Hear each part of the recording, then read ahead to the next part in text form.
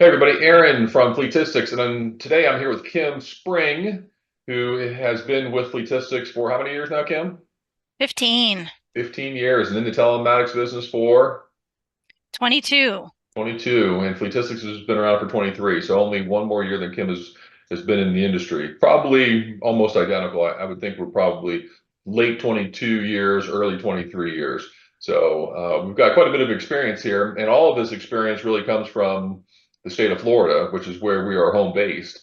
Over those decades of doing this, we have been through multiple hurricanes, right? And Kim, you were just recently involved in Hurricane Ian, actually landed and was quite devastating. And Kim lived through Yes. that. Matter of fact, I drove down to see Kim shortly after because we lost communication with Kim, and I had to drive through 3 feet of water to get to Kim's house, which was like an island, in this flooded area. Fortunately, everything was okay. So, it really kind of uh, brought up this whole idea that, we're getting into hurricane season and as a fleet operator, what are the things that you need to be thinking about in the event that you can see a hurricane coming and the steps that you can be taking kind of in preparation for that?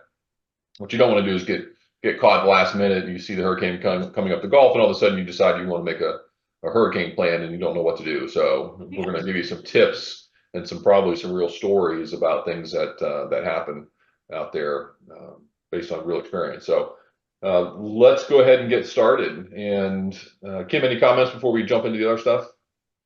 No, I think it's important to have a discussion like this because we're geared towards the fleet industry and hurricane preparation for fleets is going to be different than your house preparation. So, please take into consideration some of these tips. Hopefully, they can advise you in some positive business manners. Yeah, and I think the mindset of preparing your fleet also kind of puts you in the mindset of preparing your business, right? At Fleetistics, we have been running Microsoft 365 since it came out, basically, right? We've always been on that platform because if our business ever got hit by a hurricane, we had the mindset that we will be able to pick up and walk away from our desk anywhere, anytime, and go to someplace else and go to work and not miss a beat with our customers. And that's really the mindset that you should be thinking about, not only with your fleet, because you have to use those vehicles to deliver products and services, but you also have this whole back office that you have to consider as well. So that's another video for another day with other considerations. But if you're in this planning process, then consider that whole thing as well and how you can tie those two things together. That's actually one of the points that we talk about today is, how do you process orders, right? How do you collect money? What do you do with it? How do you take payments? If power's out, are you out of business or can you find a way to function? So we'll get into that.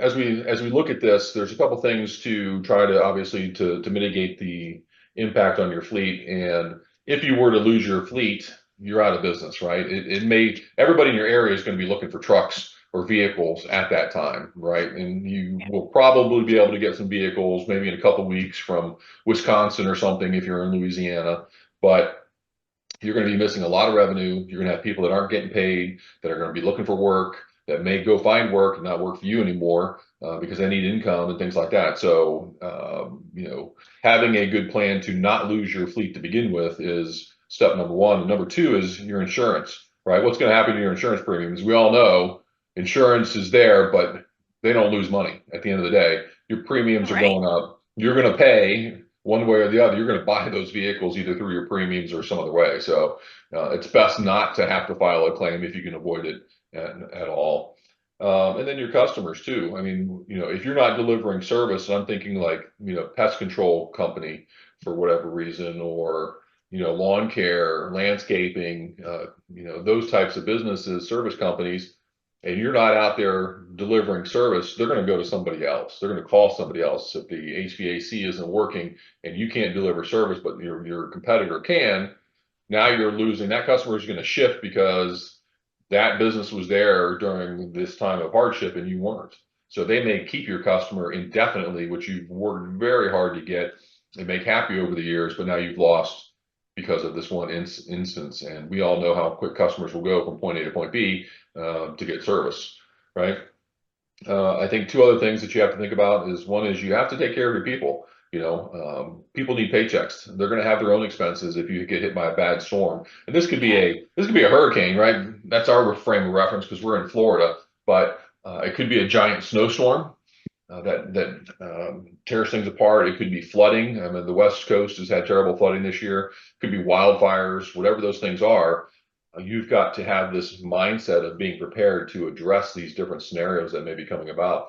And you may be in some areas that could be potentially affected by all or multiple types of events. You need different plans for different scenarios.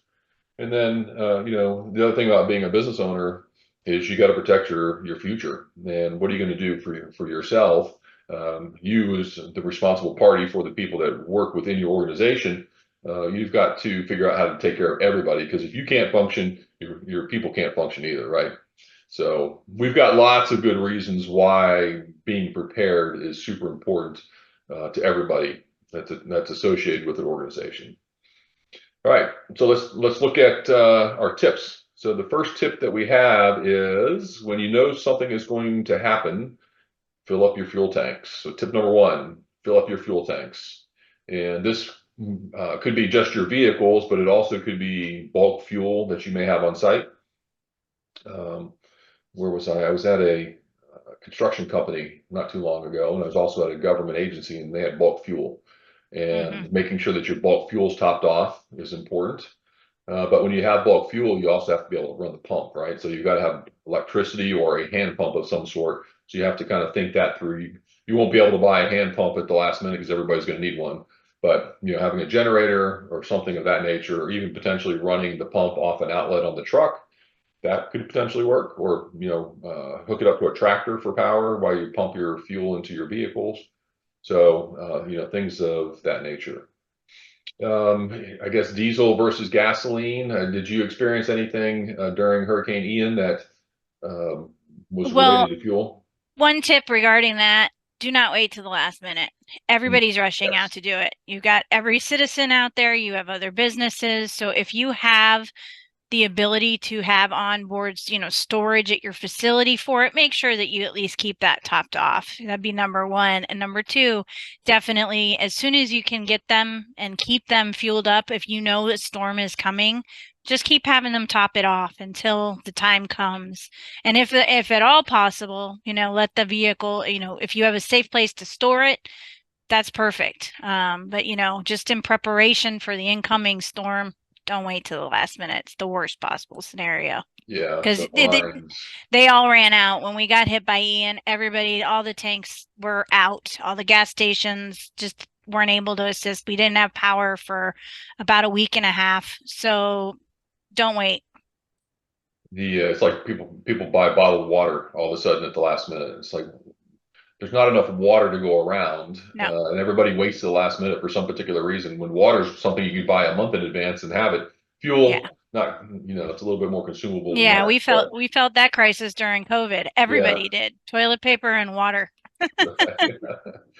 I would say make sure that you order fuel too, right? If you have fuel delivered to your Yes. location, place an order to at least get on the schedule.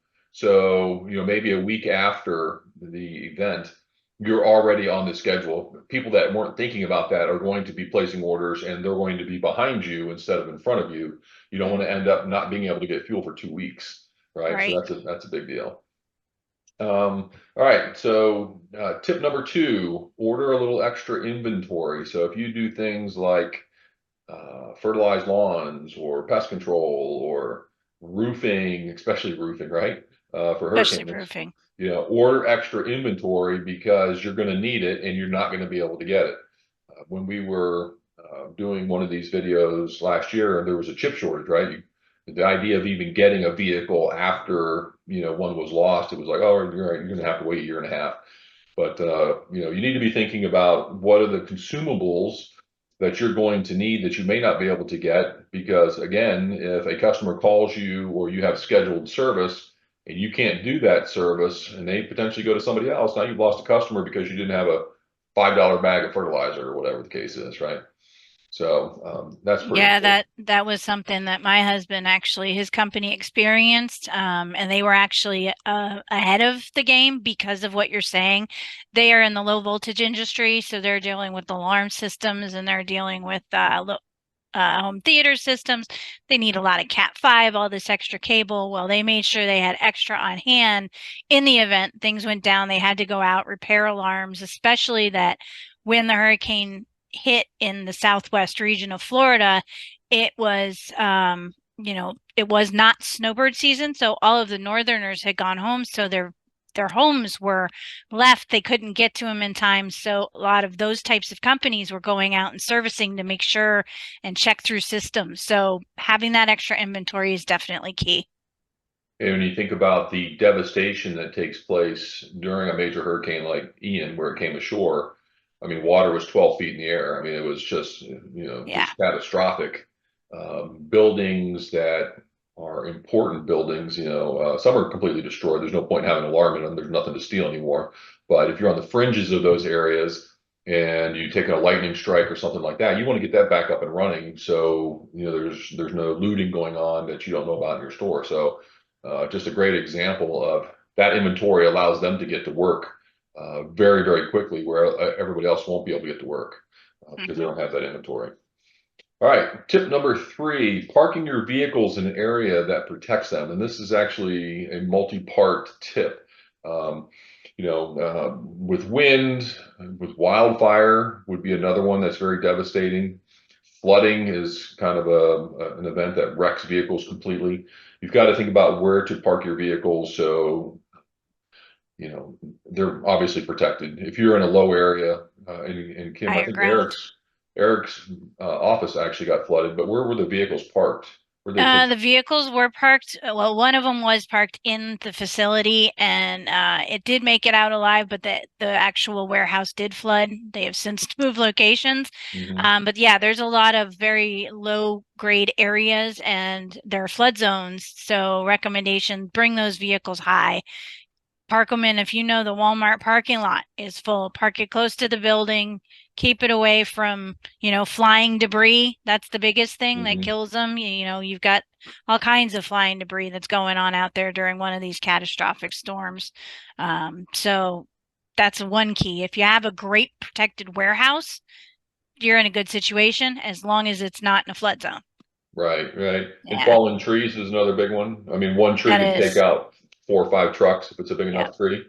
So wherever you go, look up to see, do we have power lines? Do we have trees? Do we have trees with dead branches on them? Do we have trees like one big pine tree above the forest in the area that you know is going to be taking a tremendous amount of wind compared to the other ones? I did drive through northern Florida after Hurricane Michael, which is what hit south of Tallahassee area, Hmm. and it was just amazing for miles. Every pine tree along the route was broken off at the same height. It was just like someone took a knife and just cut all the trees off at the top, and it was just acres and acres of trees laid down, pointing in the direction the wind was blowing. So, you know, trees are definitely a big, big issue.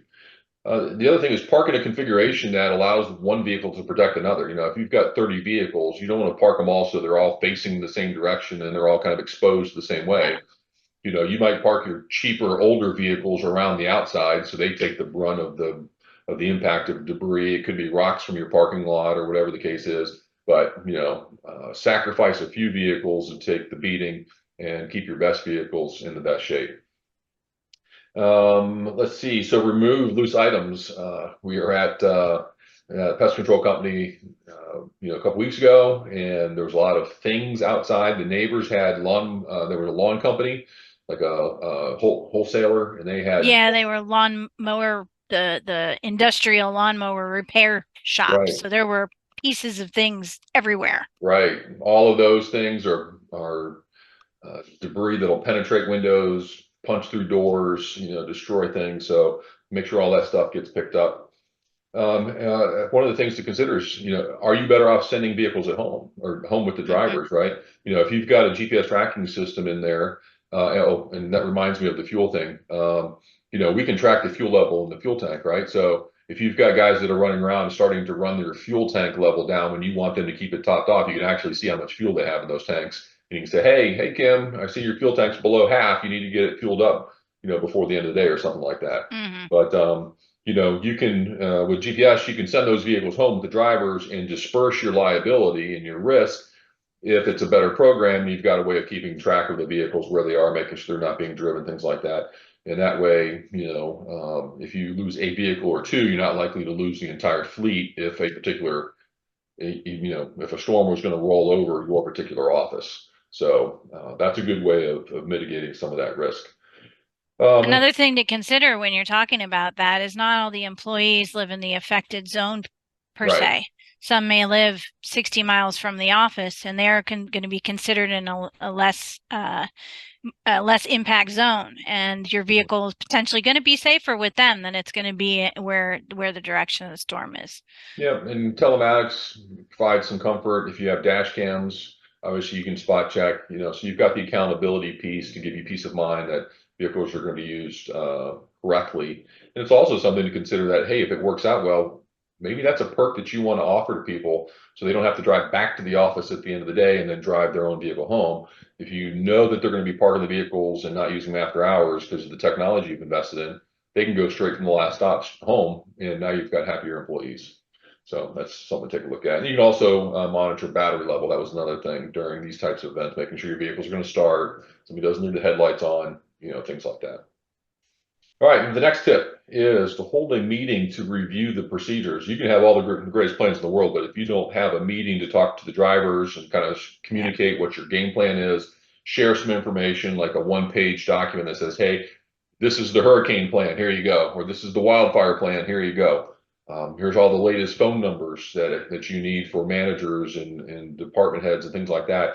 And with the steps that you should be taking, the 3 to 5 things that we want you to do, i.e., keep your fuel tank filled up, park in a safe location, make sure your vehicle is clear of inventory off the back, right?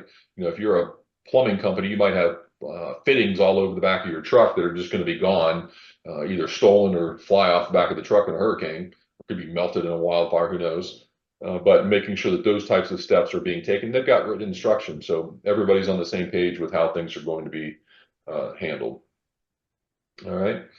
Tip number 5 is communicate with your customers. If you have work scheduled, right, let the customers know, hey, we haven't forgotten about you. We Absolutely. know it's going to come. They're already thinking, hey, we got a major hurricane rolling in. I'm not too worried about it, but hey, it was great to hear from you. Thank you very much for contacting me.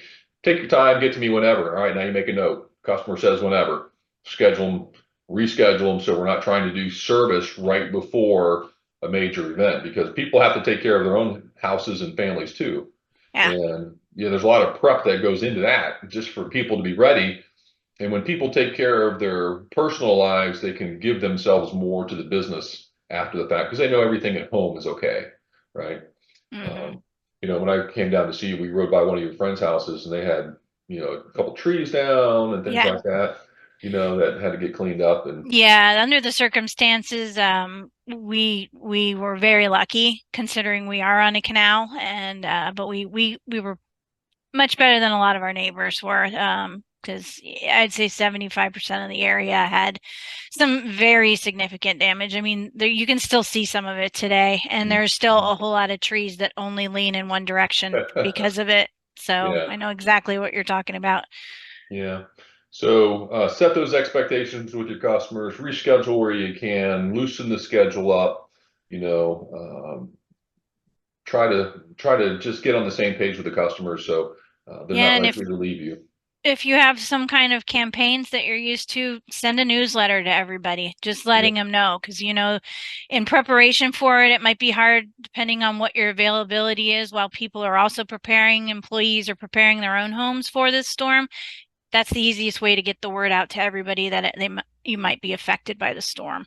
that's a good idea. And it also brings up what we do on our login page, right? We post messages Hmm. up there if we're going to be closed for a reason, or if we have a technical issue, we can communicate with customers that way. So even if we can't get to the website after the storm because we lost power, Yeah. we've shared that information before, either in a newsletter or on the website or things like that. So customers have something to go reference.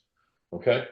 All right. So we actually rolled tip number 6 into tip number 5, which was rescheduling your customers, not packing things too tight, especially if you're doing like lawn care, right? Once it starts to rain, it's going to be wet anyway.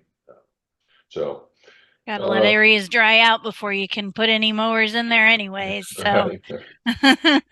All right, number seven is considering how to run your field operations if you don't have power, right? Think about what that entails for the way that you do business. And you may be using electronic forms. You obviously have an internet presence, you have communication, you have billing and processing that needs to take place.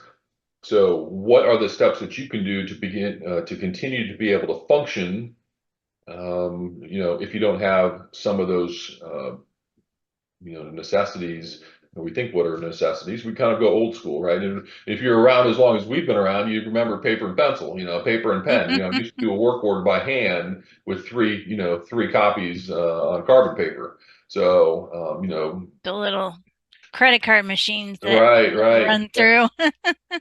But if you don't have those things, are you going to change your policy for a little bit that says, hey, look, we're gonna do hand orders, right? We're gonna print them. This is what they're gonna look like. Everybody's gonna get 20 because we do 5 services a day, and we're gonna take checks for the foreseeable future until everything starts to come back online. And then as soon as that process is over, you can go, back to the old way of doing things. But it allows you to keep collecting money, which allows you to keep paying your people and keeps your customers happy, keeps your revenue flowing, et cetera, et cetera. Everybody understands how that snowballs. So figure that part out, have a policy with your back office and your field technicians, add it to that one pager, set expectations, war game it together. Everybody's like, oh, hey, what about this situation or that? And you kind of talk about it as a group in the meeting, and you'll come up with a lot of great ideas, and everybody will get comfortable with this idea that we're going to have to deal with, these types of issues. All right. Tip number 8, make sure that you can pay your people. So have a process for your payroll, right? If you can't do bank deposits for whatever particular reason, the internet's down or what have you, how are you going to get people paid? They still have bills to pay. They have to buy things, supplies, repairs, whatever. So figure out how you're going to get your people paid. And are you going to be able to write them checks? How are you going to be able to do those calculations? Do you have to get a hotel room in another city, where you can get an internet connection? Maybe you want to reserve a hotel room and just spend a couple $100 to know it's there. Even if you don't check in, maybe you've got your name on it and you've prepaid for it. So they've got internet and it's outside the area. You can move people there to function if necessary. But you've got to figure out how to handle the most critical things, which are collecting money from your customers after you provide service and paying your people, right? So figure out a payroll process that works And under duress. speaking along those lines, being one of those employees, once I knew that things were right at home, I didn't have internet right away, but my cousin that was only 15 miles away did, so I made preparations to go over, basically steal his internet so that I could still get my job done and Mhm. get back to normal while things were going on. So there's always different preparations you need to take, both the employee and the business owner itself. So Absolutely. And then tip number 9 is implement some type of SOS capability. There's times that people are going to be out, post a major event, trees get weak, roads get washed out, roads get blocked, power lines are down. It is a time where there's a lot greater opportunity for some type of emergency to take place. And communication is going to be difficult because the internet is going to be challenging. The cell phones that are up are going to be challenging. People will be sending photos and videos and talking all the time on their cell phones. So it's going to be more challenging. Some of the towers might be down, so there's going to be congestion. So figure out how you can do something, some kind of communication protocol that is very light in nature, doesn't require a lot of data.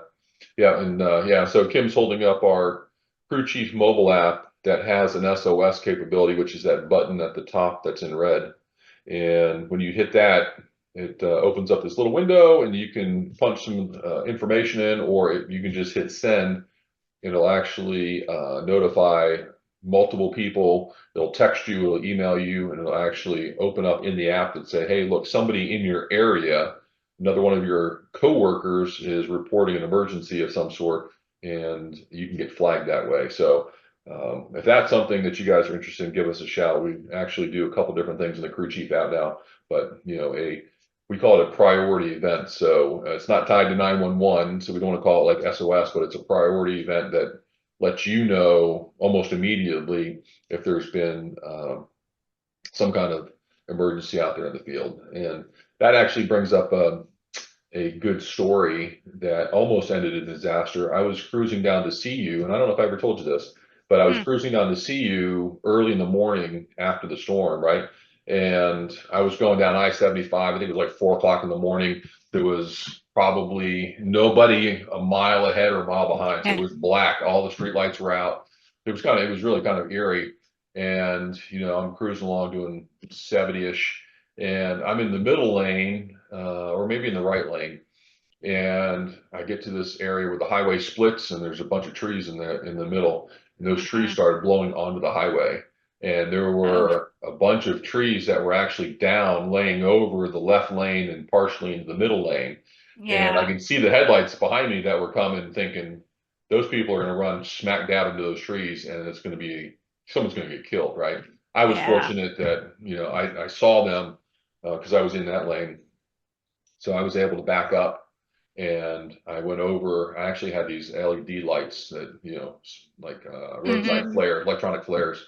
And I was able to uh, put a couple of those in the road, at least maybe help people slow down, recognize there was some kind of problem. Before I actually got over there, there was an FWC officer, two of them in pickup trucks. One of them smashed into the trees, Oh and no. he made it through. He wasn't all the way to the left, so I think he swerved and hit like the branches, and things were flying. And the other one actually backed up to come see if I was okay, right? And I Mm, would just say, no, I'm just trying to get some flares out because this is a problem. But that's something that I would have never seen or never thought of without having that experience.